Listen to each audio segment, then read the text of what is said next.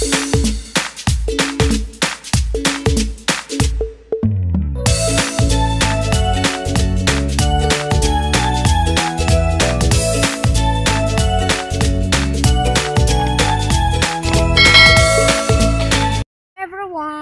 back to my channel. Today's video guys, ipapakita ko sa inyo kung paano nila i-harvest yung mga olives guys.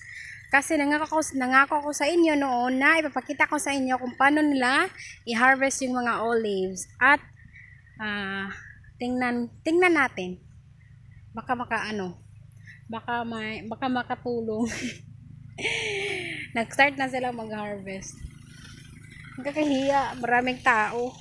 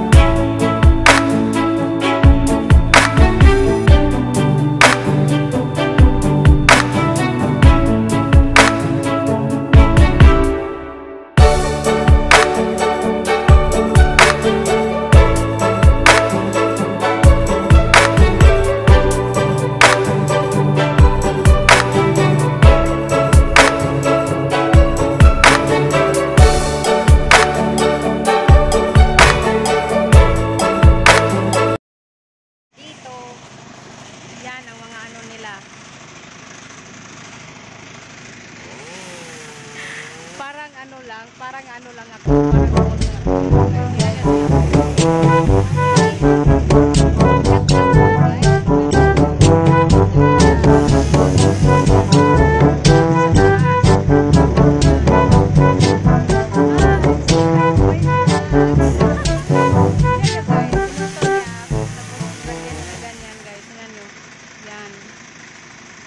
ganito yung pag ano ng olive dito sa island namin guys, Zakynthos. Maraming mga tao. Ito yung ano niya guys. Ito yung itsura ng olives at i-harvest. Ready na ito sila guys. Yan. At ito yung puno niya. Say hi to my vlog. Nakakahiya pero mga ano ko to guys, mga ano to ng asawa ko at sila guys yung nag-harvest ng mga olives ng father-in-law ko guys. Yan, nag-start na silang mag-harvest at binibidyuhan ko sila. Kanina nag-asa ko ng permission guys na i-ano ko, i-vlog ko. Sabi nila okay lang. Yan, nagtatrabaho sila kanina, nag-ano lang sila, nag-uupo lang sila, nagpapahinga. Tapos ngayon ano na. Yan, ganito yung ano niya guys. Ano lang ginagawa yan, ganito po pag ano ng olive dito sa Zakynthos guys, malaki na kasi sila yung ano, tapos pinuputol nila yung sanga, tapos pagputol ng sanga yun yung may machine, yan ang ginano nila para sa ganito guys. Tingnan niyo, yan, ito yung itsura ng olives, yan. Tapos yun guys, ang gwapo niya guys. Sa mga naghanap dyan guys, ito siya, available siya guys. Sobrang friendly niya. Pero mahiyain. Yan. Mga ano to ng father-in-law ko guys, mga trabahante. Yan. Ang gagwapo nila no. Ano ba, naghahanap ako ng gwapo or ano? Hindi guys, natutuwa lang ako. I-share ko sa inyo yung olives. Yan, ito yung ginagawa nila oh. Tapos yun. Enjoy!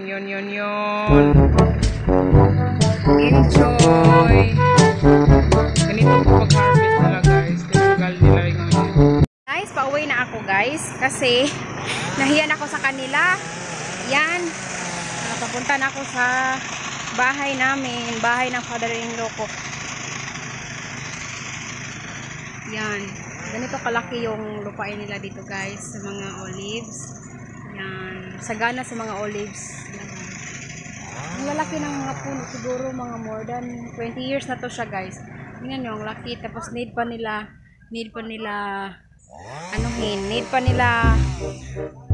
katkatin para makuha yung siguro ano yan, food. Nagdadala sila ng food. Tapos ito yung mga ano nila guys oh. Yan, olives po to siya guys. Yan. Ito siya. Ito yung mga ginagawa nila guys. Ang laki-laki ng ano nila dito. Lupain ng mga olives. Marami pa silang ano kasi season yung pag-harvest ng mga olives dito guys. Pag malamig, malapit ng winter, yun nila i-harvest. Tapos pag summer dito guys, yung ano naman yung grapes. Yan.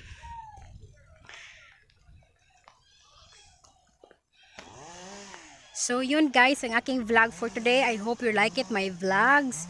Guys, sa mga bago pong viewers ko dyan, shout out to my viewers, sa mga aking mga supporters, and also for my member, shout out ng bonggang bongga.